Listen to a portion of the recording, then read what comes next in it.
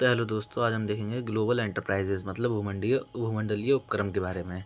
तो सन 1991 में भारत द्वारा अपनाई गई नई औद्योगिक नीति के अंतर्गत भारतीय कंपनियों को वैश्विक स्तर पर व्यापार करने तथा बहुराष्ट्रीय कंपनियों को भारत में व्यापार करने की अनुमति दी गई, जिसके फलस्वरूप भारत की अर्थव्यवस्था तीव्रता से गतिशील हुई।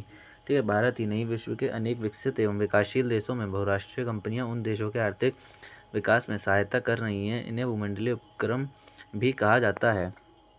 ठीक है, तो भूमंडलीय उपक्रम ऐसे व्यापारिक संगठन होते हैं जो अनेक क्षेत्रों में अनेक वस्तुओं का उत्पादन करते हैं तथा इनका विपणन एवं विक्रय अपनी शाखाओं के माध्यम से अनेक देशों में करते हैं। तो आप समझ होंगे, भूमंडलीय उपक्रम एक तरह की ऐसी संस्थाएं होती हैं जो ऐसे संस्थाएं संगठन होते हैं जो अलग अलग क्षेत्रों से अनेक वस्तुओं का उत्पादन करते हैं और इनकी विक्रय अपनी शाखाओं के माध्यम से अलग अलग देशों में करते हैं। ठीक है, तो इसके आते हैं इनके कुछ विशेषताएं। तो भूमंडलीय उपक्रमों की कुछ विशेषताएं ये हैं। फीचर्स ऑफ ग्लोबल एंटरप्राइजेज, सबसे पहले आती है विशाल पूंजीगत संसाधन मतलब लार्ज कैपिटल रिसोर्सेज। तो भूमंडलीय उपक्रम अर्थात बहुराष्ट्रीय कंपनियों के पास पर्याप्त मात्रा में पूंजी व संसाधन होते हैं।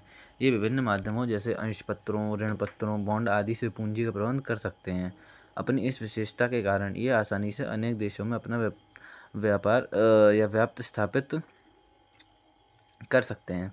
तो जो है इनकी भूमंडलीय उपक्रम ये एक बड़े जो है बहुराष्ट्रीय कंपनियों के पास होती है, तो के हिसाब से होते हैं। तो इनके पास पूंजी भी जो है बहुत बड़ी मात्रा में होती है, इसलिए इनका व्यवसाय भी एक तरह से बहुत विशाल होता है। ठीक है, तो इसके आते हैं विदेशी सहयोग, कोलैबोरेशन विद फॉरेन कंट्रीज़। तो कोई भी बहुराष्ट्रीय कंपनी जब किसी देश में अपना व्यापार प्रारंभ करती है तो उस देश की सार्वजनिक एवं निजी क्षेत्र की कंपनियों के सहयोग से अपना व्यापार अपना प्रारंभ करती है। बहुराष्ट्रीय कंपनियों के सहयोग से निजी उपक्रम पेटेंट, तकनीक, ब्रांड, विदेशी विनिमय आदि का लाभ उठाते हुए अपना विकास एवं विस्तार करते हैं। यद्यपि ऐसा होने से ऐसा कुछ दशाओं में एकाधिकार बढ़ जाता है और पूंजी का केंद्रीकरण हो जाता है। ठीक है, तो जो इनको अलग अलग देशों से भी सहयोग मिलता है इन्हें।